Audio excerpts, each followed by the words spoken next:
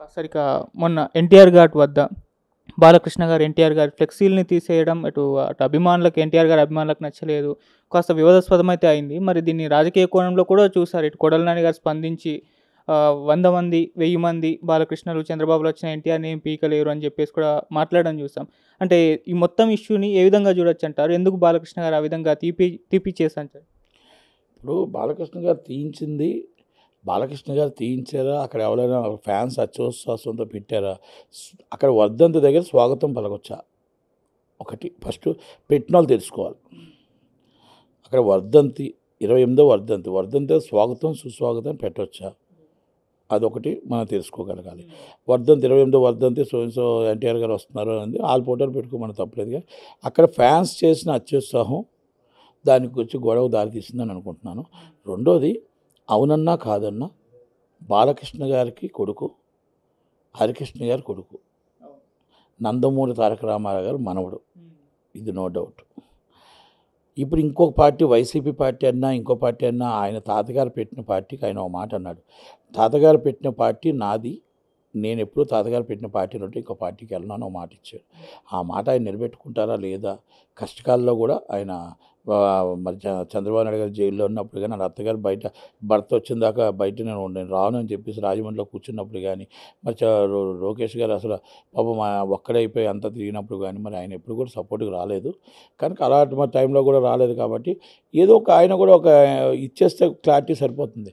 నేను పార్టీకి ఉంటాను, లేకపోతే మా తాతగారి పార్టీలో నేను ఉండను, లేకపోతే నాకు సంబంధం లేదు, నేను నన్ను రాజకీయాల్లో లాగొద్దు, నేను ఇంకా 10-15 సంవత్సరాల దాకా సినిమాలు చేసుకుంటాను, దయచేసి నేను ఈ పార్టీకి నేను సపోర్ట్ చేయను అని ఏదో ఒకటి క్లారిటీ ఇస్తే ఫ్యాన్స్లో కూడా ఇబ్బంది కలగదు. ఎందుకంటే ఇక్కడే కాదు, ప్రతి మీటింగుల్లో కూడా ఆయన ఫోటోలు పెట్టడం, అలా గొడవలు అవ్వడం, ఇవన్నీ చిన్న చిన్న నడుస్తున్నాయి.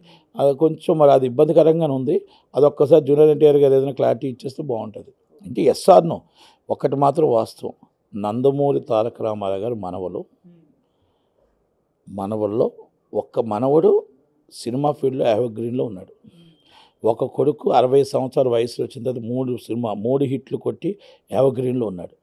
ఒక మనవడు జాతీయ ఉపాధ్యక్షుడిగా ఉండి 55 రోజులు ఆయన సత్తా ఏంటో లాలో, తండ్రిని కాపాడుకోవడంలో, కార్యకర్తలు కాపాడుకోవడంలో, పార్టీని కాపాడుకోవడంలో, తల్లిని ఓదార్చడంలో, భార్యను ఓదార్చడంలో, కొడుకును ఓదార్చడంలో, మొత్తం ప్రపంచంలో ఉన్న కార్యకర్తలందరినీ కాపాడుకుంటూ, పార్టీ నిలబెట్టుకుంటూ, అరెస్ట్ చేస్తారన్న పార్టీకి ఎదురెళ్ళి ఆ పార్టీకి మొత్తం టోటల్గా ఏం చేయాలో న్యాయంగా తండ్రిని కాపాడుకున్న వ్యక్తుల్లో సక్సెస్ఫుల్గా రాజకీయ నాయకుడు అయిన లోకేష్ గారు, దాంట్లో నో డౌట్.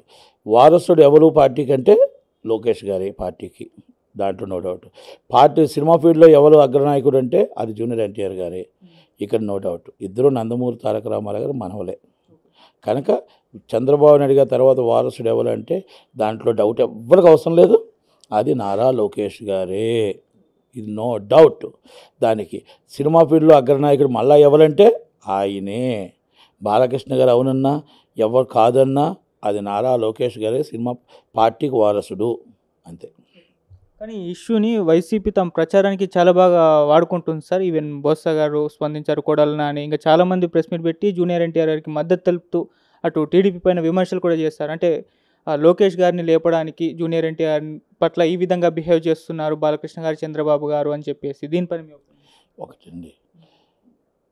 ఇప్పుడు ఒక కుటుంబంలో భార్యాభర్తలకు 2 గొడవలు వస్తాయి. ఆ గొడవలు వస్తేప్పుడు కొంతమంది మధ్యవర్తులు అంటే రాజకీయం కోసం ఆ ఇద్దరిని విడగొట్టాలని చూస్తారు, తండ్రి కొడుకును కూడా విడగొట్టాలని చూస్తారు.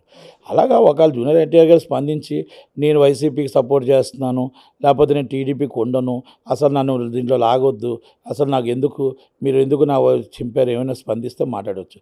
ఎవరెవరో మాట్లాడిన వాళ్ళ కోసం మనం మాట్లాడడం కూడా వేస్ట్. సార్, ఇక 5 ఏళ్లుగా బెయిల్ దొరకకుండా జైల్లోనే ఉన్న కోడికత్తి సీను అంటే నిరాహార దీక్షకు దిగారు సార్ జైల్లోనే. వాళ్ళ సోదరుడు అండ్ మదర్ కూడా బయట నిరాహార దీక్ష చేస్తున్నారు. మరి ఇప్పుడన్నా బెయిల్ దొరికే అవకాశం ఏమన్నా ఉందా? మరి ఎప్పుడు దొరికే అవకాశం ఉంది? ఈవెన్ 5 years నుంచి జగన్మోహన్ రెడ్డి గారు వాంగ్మూలం ఇవ్వడానికి కూడా కోర్టుకు రావడం లేదు. మరి మొత్తం గారిని ఏ విధంగా చూడొచ్చు అంటారు? నేను ఒక్కటే చెప్తున్నాను, ఆయన 5 సంవత్సరాల దాకా జైల్లో ఉండి అసలు ఏ పాపం పుణ్యం ఎరగని, ఇప్పుడు ముద్దాయిగానే ఉన్నాడు, ఏ పాపం పుణ్యం, ఆ తల్లి ఆ పిల్లలు ఎంత అన్యాయం బాధపడుతున్నారు.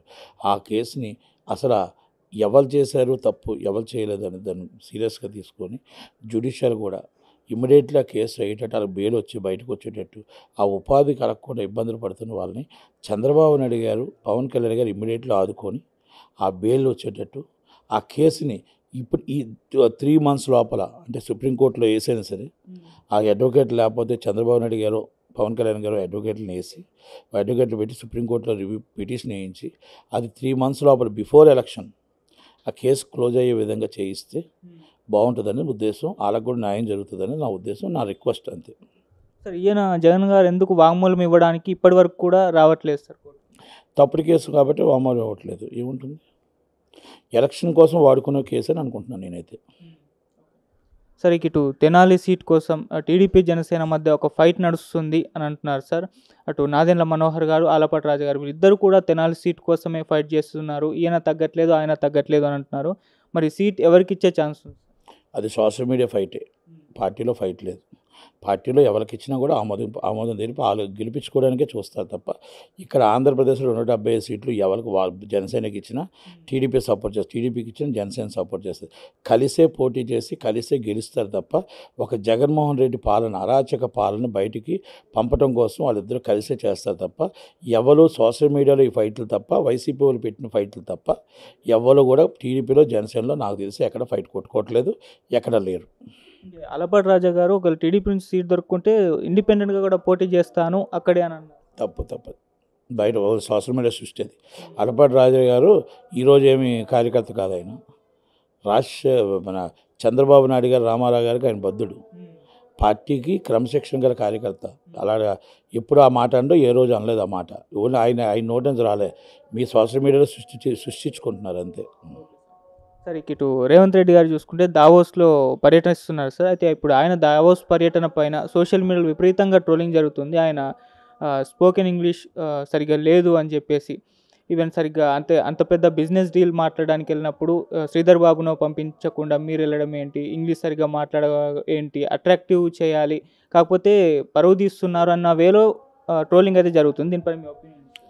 పరువు, ఆయన సీఎం హోదాలో ఆయన వెళ్ళాడు. సీఎం దావోస్ ప్రోగ్రామ్కి అట్లకి ఎవరికి సీఎం వెళ్తారు, మినిస్టర్స్ వెళ్ళరు. నాకు తెలిసి కొత్తతనంగా ఆయన కేటీఆర్ గారు తీసుకొచ్చి సీఎం హోదాలో ఆయన వెళ్ళాడు. యాక్చువల్గా సీఎం వెళ్తారు. దావోస్ అదర్ స్టేట్స్ ప్రోగ్రామ్స్కి ఏదైనా సరే మినిస్టర్స్ వెళ్ళరు. యాక్చువల్గా సీఎం వెళ్ళి సీఎం మా రాష్ట్రానికి ఇది కావాలి, మా రాష్ట్రానికి పెట్టుబడులు పెట్టండి, మా రాష్ట్రానికి ఇదిగో ఈ విధంగా మాకు సౌకర్యం ఉంది, ఈ విధంగా ఉంది, ఈ విధంగా డెవలప్ అవుతుంది, ఈ విధంగా గ్రోత్ ఉంది, ఈ విధంగా మా జీఆర్పీ ఉంది, ఇవన్నీ ఉన్నాయి, ఈ విధంగా మొత్తం టోటల్గా ఉంది, మీరు ఇక్కడ మా పెట్టుబడులు పెడితే మీకు అనువైన క్రాంధ్రం సో మాకు ఎక్కడెక్కడ మాకు క్రైమ్స్ లేవు, లేకపోతే ఇంకోటి లేవు, మీకు ఎక్కడ డబ్బులు పోవు, ఇవి మీకు గ్యారంటీ ఇదిగో మేము ఇస్తున్నాం, ఈ మా రాష్ట్రం ఇంత బాగుంది, మా రాష్ట్రంలో పలానా ఇక్కడ ఇంత డెవలప్ అయ్యాయి, జిఎంఎస్ షేర్లు ఇంత డెవలప్ అయ్యాయి, ఈ డిఫరెంట్ మొత్తం డెవలప్ బిఫోర్ ఏవైతే ఉన్నాయో అవన్నీ ఎంత డెవలప్ అయ్యాయో, సాఫ్ట్వేర్ ఎంత డెవలప్ అయ్యో దాన్ని ఎక్స్ప్లెయిన్ చేస్తాం. బిజినెస్ డెవలపింగ్ అనేది ఎక్స్ప్లెయిన్ చేసి మళ్ళీ మీరు అందరూ రండి, అలాగే మీకు కూడా మేము స్థలాలు ఇస్తాం, మేము మొత్తం టోటల్గా ల్యాండ్స్ మాకు ఇన్వెస్ట్ చేయండి, ఇన్వెస్ట్ చేస్తే మాకు కూడా మా రాష్ట్రానికి బాగుంటుంది, అలాగే మీకు కూడా ఉపయోగపడుతుంది.